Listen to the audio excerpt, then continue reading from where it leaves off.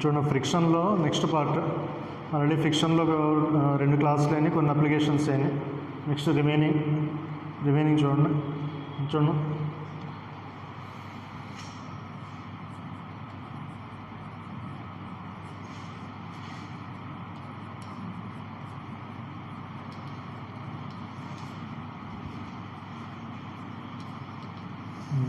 Sliding of a chain on horizontal table. Sliding of a chain on horizontal table. చూడండి, ఒక chain తీసుకున్నాం.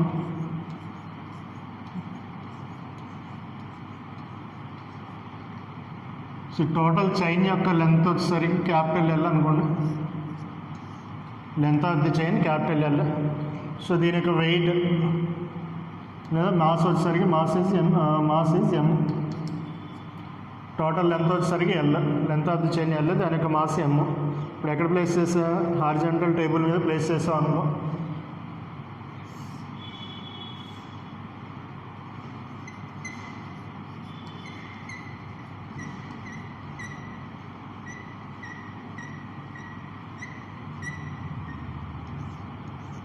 Horizontal table మీద చైన్ని place చేసాం.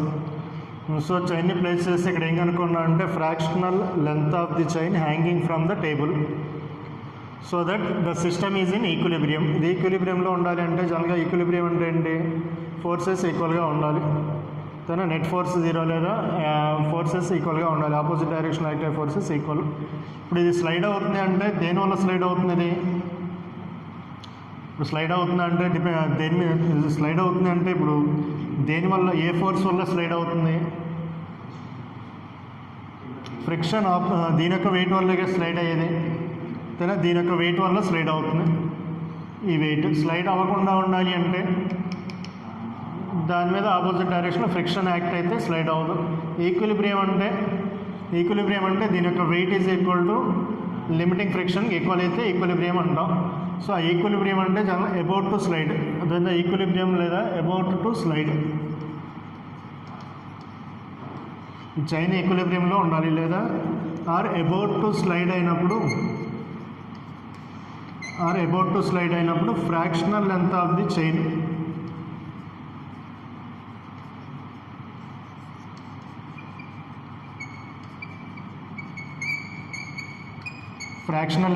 Chain hanging is equal to calculate చేయమన్నాడు.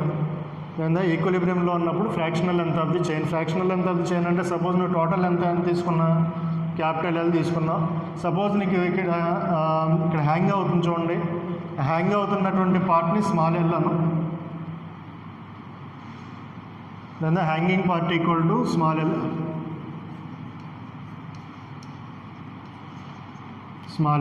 అది ఎంత ఉంది అంటే small L is equal to 1/nth part of total length. Then small L అంటే హ్యాంగింగ్ పార్ట్, టోటల్ లెంత్ అంటే క్యాపిటల్ ఎల్. హ్యాంగింగ్ పార్ట్ ఎంత ఉంది? టోటల్ లెంత్లో 1/nth ఉంది. సో ఇప్పుడు దీని యొక్క మాస్ ఎంతో రాయొచ్చు నువ్వు. 1/nth హ్యాంగ్ అవుతుంది కాబట్టి ఆ 1/nth హ్యాంగింగ్ పార్ట్ యొక్క వెయిట్ ఎంత అవుతుంది? m/n అవుతుంది కదా, Maslow 1/nth. So mass of weight of the hanging part is equal to ఎంత రాస్తారు?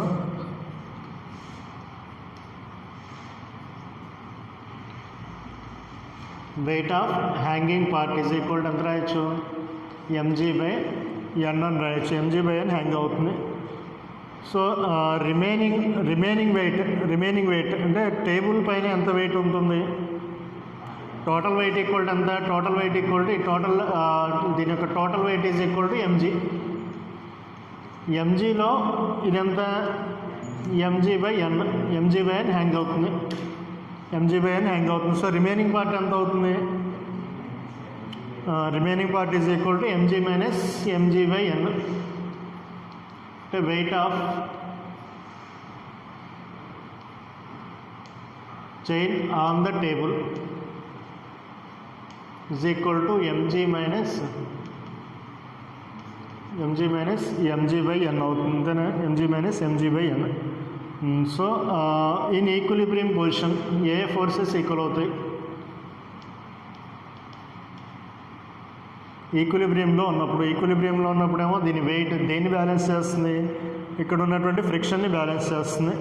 So weight of hanging part is equal to in equilibrium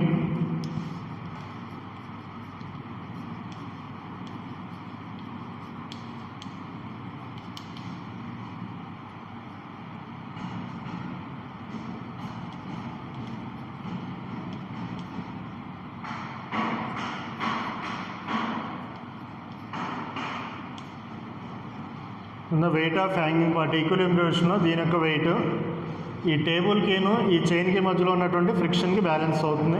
so అంటే దాని weight of the hanging part equal to ఎంత రాస్తాం, mg/n రాస్తాం. Friction అంటే limiting value FL అని రాస్తాం. లేదా ఇక్కడ ఉన్నటువంటి ఈ చైన్కిను ఈ మధ్యలో ఉన్నటువంటి limiting value FL. So FL అంటే ఎన్ అయ్యచ్చు, ఫోర్స్ ఫ్రిక్షనల్ ఫోర్స్కి formula μs into n. μs into n. ఇక్కడ నార్మల్ రియాక్షన్ ఎంత అవుతుంది, నార్మల్ రియాక్షన్ అంటే దీని టోటల్ వెయిట్ ఎంత, టోటల్ వెయిట్ ఎంత అన్నాం, mg మైనస్ mg/n అన్నాం. సో అదేగా నార్మల్ రియాక్షన్ యాక్ట్ అయ్యేది, ఇదైనా నార్మల్ రియాక్షన్ అంతే కదా అయ్యేది. సో అది నార్మల్ రియాక్షన్ ఇట్లా రాసుకుంటాం. Normal reaction where n is equal to mg minus mg/n, mg minus mg/n.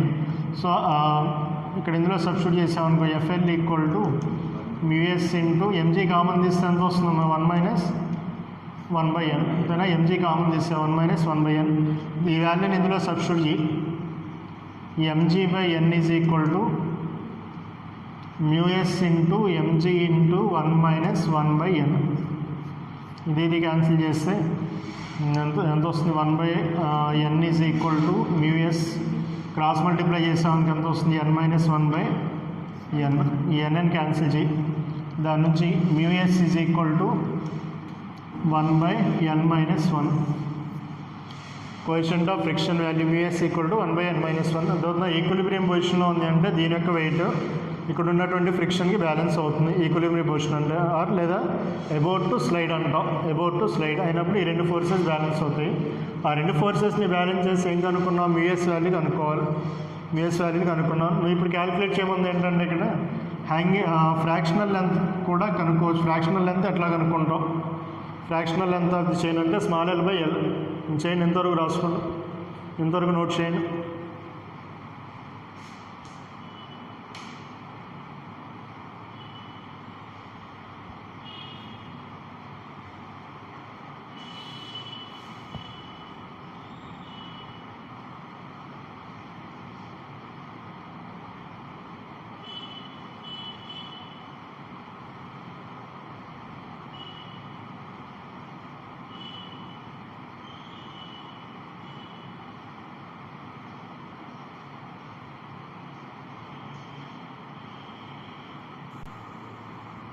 చూడండి ఎంత వచ్చింది, μs వాల్యూ ఎంత వచ్చింది, μs equal to 1/n minus 1 అని వచ్చింది. వేరే n అంటే ఎన్ని వచ్చాయి, n అంటే చూడండి ఇక్కడ మనం ఏం రాసుకున్నాం, ఇక్కడ l అనేది length of the hanging part is equal to ఎంత రాసా, length of the hanging part is equal to 1/nth of the total length అని రాసాం కదా. తేనా length of the hanging part is equal to 1/nth of the total length of the chain. So ఇప్పుడు మనం ఏం calculate చేస్తున్నాం అంటే fractional length calculate చేయి.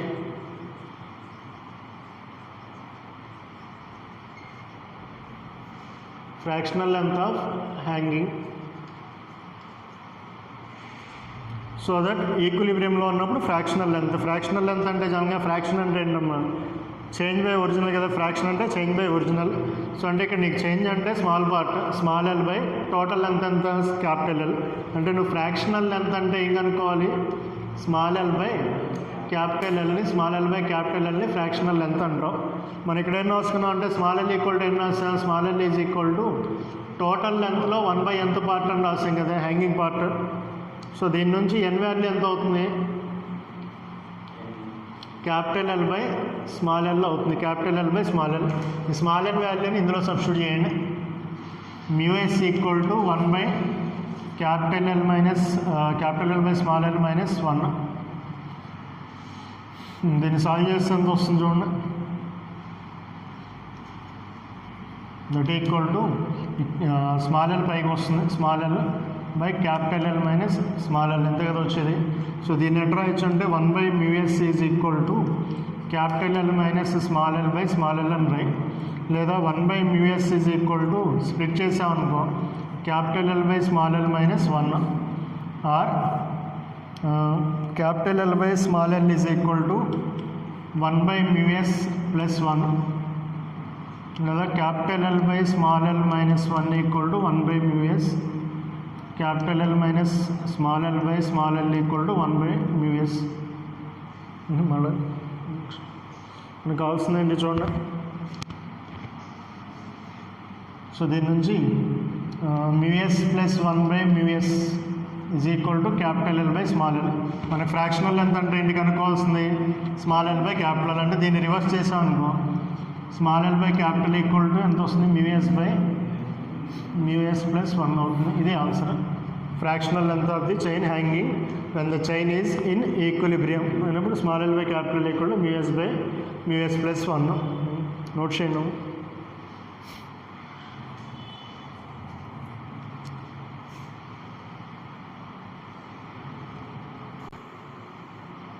నెక్స్ట్ చూడండి, నెక్స్ట్ అప్లికేషన్ కనెక్టెడ్ బాడీస్.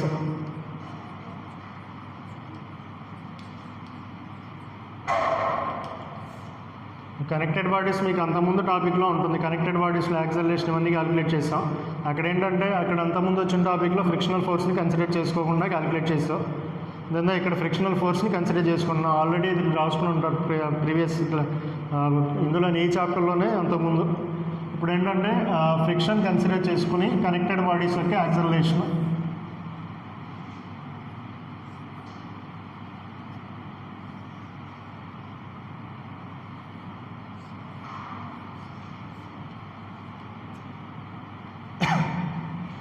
చూడండి, సిస్టమ్ ఇట్లా ఉంది. 2 body system.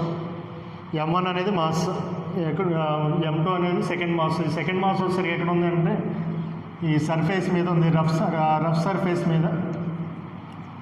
Coefficient of friction వచ్చేసరికి μk అనండి. సపోజ్ ఇట్లా హ్యాంగ్ చేసిన తర్వాత ఈ సిస్టమ్ ఏ అనే యాక్సలరేషన్తో ఇటు మూవ్ అవుతుంది.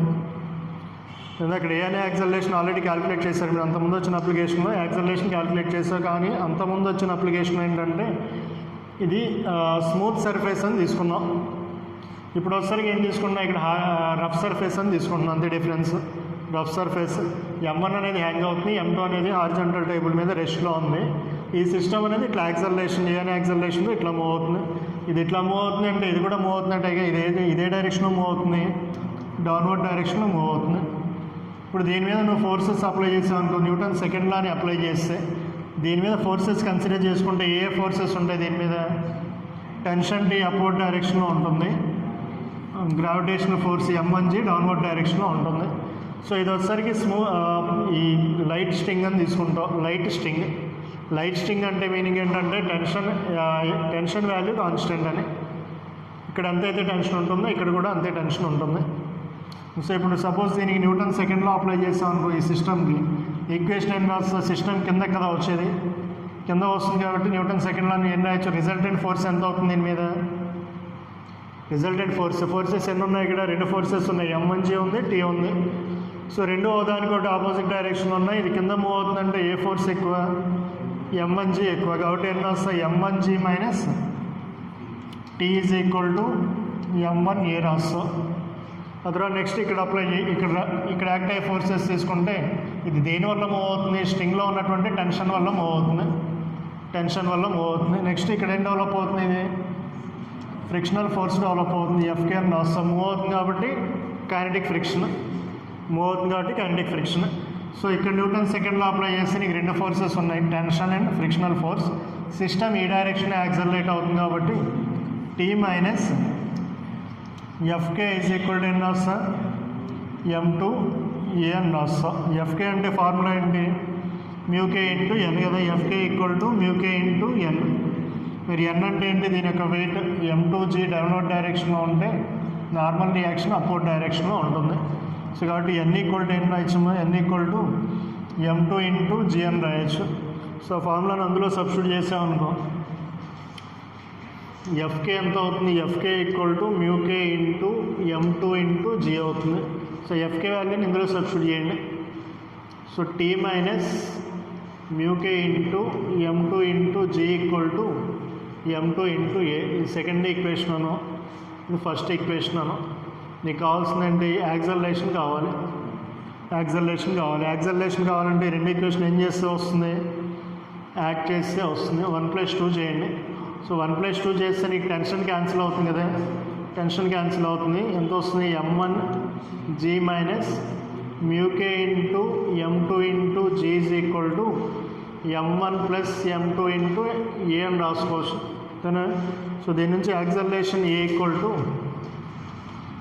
టు g కామన్ తీసాము, m1 minus μk into m2 into g by m1 plus m2 అవుతుంది. ఇది acceleration of the system. The acceleration of the system when one block is on a rough horizontal surface and other block is hanging from the pulley, smooth inclined pulley. దాన్ని note చేసుకోండి.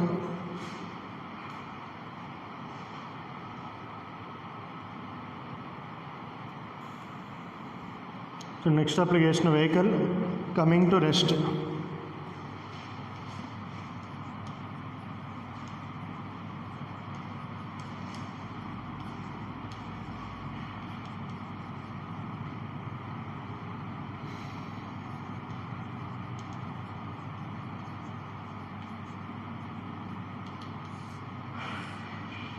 చూడండి, vehicle coming to rest అనే horizontal table. చూడండి, suppose horizontal rough surface తీసుకున్నాం. Horizontal rough surface black యొక్క mass m. ఇదేమవుతుందంటే ఇనీషియల్గా కొంత వెలాసిటీతో move అవుతుంది, v అనే వెలాసిటీతో మూవ్ అవుతుంది అనుకోండి. v అనే వెలాసిటీతో మూవ్ అవుతుంది. ఇక్కడ వచ్చేసరికి నీకు రఫ్ సర్ఫేస్ అని తీసుకున్నాం అనుకో. సో రఫ్ సర్ఫేస్ అంటే దీని యొక్క కోఎఫిషియంట్ ఆఫ్ ఫ్రిక్షన్ వచ్చేసరికి μk. ఇప్పుడు ఫ్రిక్షన్ ఉంటుంది కాబట్టి ఇది ఏమవుతుంది, కొంత దూరం వెళ్ళేసరికి ఫ్రిక్షన్ అంటే అపోజింగ్ ఫోర్సేగే. సో దీని మోషన్ అపోజ్ అవుతూ ఉంటుంది కాబట్టి కొంత డిస్టెన్స్కి వెళ్ళిన తర్వాత ఇది ఏమవుతుంది, రెస్ట్లోకి వచ్చేస్తుంది. దాని అపోజింగ్ ఫోర్స్ ఉంటే రెస్ట్లో వస్తుంది. సపోజ్ ఎస్ అనే డిస్టెన్స్ మూవ్ అయిన తర్వాత రెస్ట్లోకి వచ్చింది అనుకో, డ్యూ టు ఫ్రిక్షనల్ ఫోర్స్. ఏ డైరెక్షన్లో ఉంటుంది ఫ్రిక్షనల్ ఫోర్స్, బాడీ డైరెక్షన్లో మూవ్ అవుతుంది కాబట్టి ఫ్రిక్షనల్ ఫోర్స్ దానికి ఆపోజిట్ డైరెక్షన్లో ఉంటుంది. ఆ ఫ్రిక్షనల్ ఫోర్స్ వల్ల ఏమైందంటే కొంత డిస్టెన్స్ మూవ్ అయిన తర్వాత బాడీ రెస్ట్లోకి వచ్చింది. రెస్ట్లోకి వచ్చిందంటే దీనికి ఫైనల్ వెలాసిటీ ఎంత అవుతుంది, ఫైనల్ వెలాసిటీ 0. ఇదేమో ఇనీషియల్ వెలాసిటీ అనుకో. ఇనీషియల్ వెలాసిటీ v అనే వెలాసిటీతో మూవ్ అవుతుంది. డ్యూ టు ఫ్రిక్షనల్ ఫోర్స్ వల్ల వెలాసిటీ 0 అయింది. సో అయినప్పుడు ఏం కనుక్కోవాలంటే సమ్ వెలాసిటీ, ఇక్కడ నుంచి ఇక్కడికి వచ్చేసరికి వెలాసిటీ, ఈ వెలాసిటీ ఎంతో కనుక్కోవచ్చు, డిస్టెన్స్ కనుక్కోవచ్చు. దీని నుంచి ఏమన్నా అడగవచ్చు అనమాట. ఎంత వెలాసిటీతో స్టార్ట్ అయితే ఎస్ అనే డిస్టెన్స్ కంప్లీట్ చేస్తుంది. ఇది ఎంత వెలాసిటీతో స్టార్ట్ అయితే ఎస్ అనే డిస్టెన్స్ కంప్లీట్ చేస్తుంది అంటాడు. సో మనకేం తెలుసు అంటే నీకు వర్క్ ఎనర్జీ థీరం తెలుసు కదా. ఇక్కడ వెలాసిటీనే చేంజ్ అయ్యేది, ఇనీషియల్ వెలాసిటీ v ఉంది, ఫైనల్గా వచ్చేసరికి వెలాసిటీ 0 అయిందంటే వెలాసిటీ ఏమైంది, చేంజ్ అయింది. వెలాసిటీ చేంజ్ అయిందంటే కైనెటిక్ ఎనర్జీ ఏమవుతుంది, చేంజ్ అవుతుంది. మనకేం తెలుసు, చేంజ్ ఇన్ కైనెటిక్ ఎనర్జీ దేనికి ఈక్వల్ అవుతుంది, వర్క్ ఎనర్జీ థీరం నుంచి.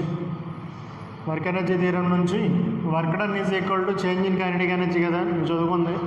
Work done is equal to change in kinetic energy అంటాం. సో ఇక్కడ వర్క్ డన్ అంటే ఫార్ములా ఏంటి, ఫోర్స్ ఇంటూ డిస్ప్లేస్మెంట్. ఇక్కడ ఏ ఫోర్స్ యాక్ట్ అవుతుంది దీని మీద, ఇక్కడ యాక్ట్ అయ్యే ఫోర్స్ ఏంటి, ఫ్రిక్షనల్ ఫోర్స్ అయ్యే. సో ఫ్రిక్షనల్ ఫోర్స్ యాక్ట్ అవుతుంది. ఫ్రమ్ వర్క్ ఎనర్జీ థీరం నుంచి ఏం రాయొచ్చు, from work energy theorem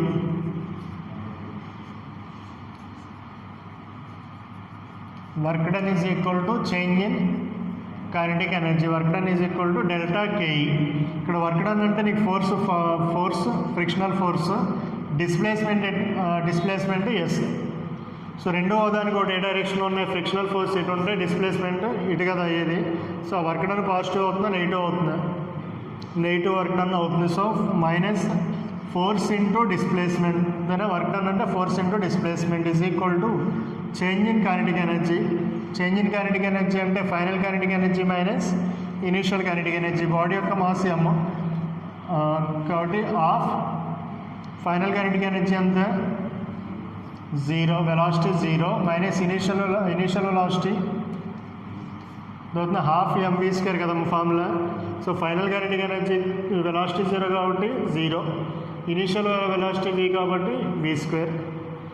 so కాబట్టి ఈ మైనస్ క్యాన్సిల్ అయితే fk into S is equal to half mv² రాస్తాం. మైనస్ క్యాన్సిల్ అవుతుంది. సో ఎఫ్కే అంటే ఏం రాయొచ్చు, ఫార్ములా ఏంటి ఎఫ్కేకి, mu k into N into S is equal to half MV square. So ఎన్కి ఫార్ములా ఏంటి, ఎన్కి కామన్ కదా, హారిజంటల్ రఫ్ సర్ఫేస్ మీద ఉన్నప్పుడు నీకు వెయిట్ ఎంజీ డౌన్వర్డ్ డైరెక్షన్లో ఉంటే నార్మల్ రియాక్షన్ ఎటు ఉంటుంది, అప్వర్డ్ డైరెక్షన్లో ఉంటుంది. కామన్ ఫార్ములా అమ్మ ఎన్ ఈక్వల్ టు ఎన్ రాస్తా, ఎన్ ఈక్వల్ టు ఎంజీ రాస్తా, అంటే mu k into MG into S is equal to half MV square, where N అంటే ఎంజీ. ప్రతిసారి మనం డయాగ్రామ్ చూపించి వస్తుంది, హారిజంటల్ సర్ఫేస్ మీద ఉంది అంటే ఎన్ ఈక్వల్ టు ఎంజీ అవుతుంది. ఇది క్యాన్సిల్ అయింది అనుకోండి, వి స్క్వేర్ ఎంత అవుతుంది, V square equal to 2 into mu k into GS, లేదా V is equal to square root of 2 into mu k into GS అవుతుంది. వెలాసిటీ ఫార్ములా లేదా వి అనే వెలాసిటీతో స్టార్ట్ అయితే ఎంత డిస్టెన్స్ కవర్ చేస్తుంది, ఎస్. ఇందులోనే ఇంకో పార్ట్ ఏంటంటే సమ్ ఎస్ అనే డిస్టెన్స్ కవర్ చేయడానికి పట్టే టైం ఎంత అంటే ఎంత టైంలో ఎస్ అనే డిస్ప్లేస్మెంట్ కవర్ చేస్తుంది అంటే ఎట్లా కనుక్కోవచ్చు, నీకు టైం క్యాలిక్యులేట్ చేయమంటే ఇక్కడ ఏం ఫోర్స్ ఉంది, ఇక్కడ ఫ్రిక్షనల్ ఫోర్స్ ఉంది, మొమెంటం కూడా చేంజ్ అవుతుంది కదా, వెలాసిటీ చేంజ్ అవుతుందంటే మొమెంటం లేదా కైనెటిక్ ఎనర్జీ రెండు చేంజ్ అవుతుంది కదా. ఈ ఫోర్స్కి మొమెంటంకి రిలేటెడ్గా ఏ ఫామ్లో ఉంది, ఫోర్స్కి మొమెంటంకి రిలేటెడ్గా ఇందులోనే suppose if T is the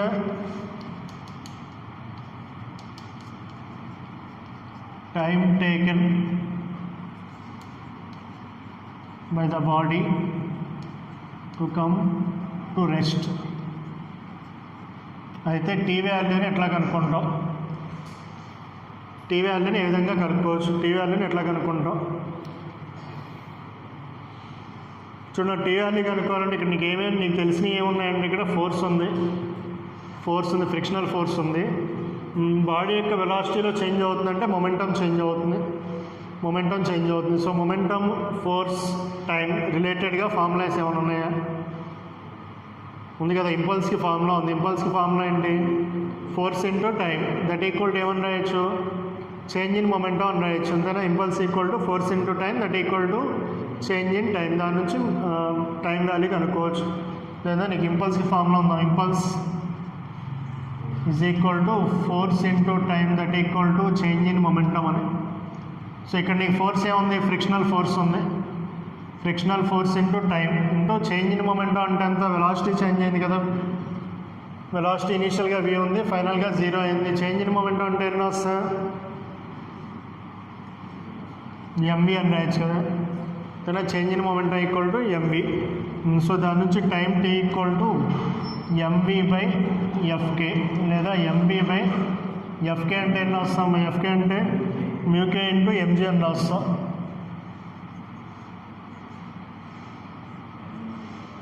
so v by mu k into G, time t equal to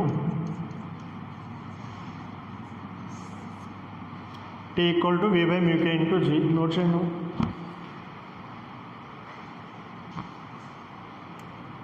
t equal to v by mu k into G.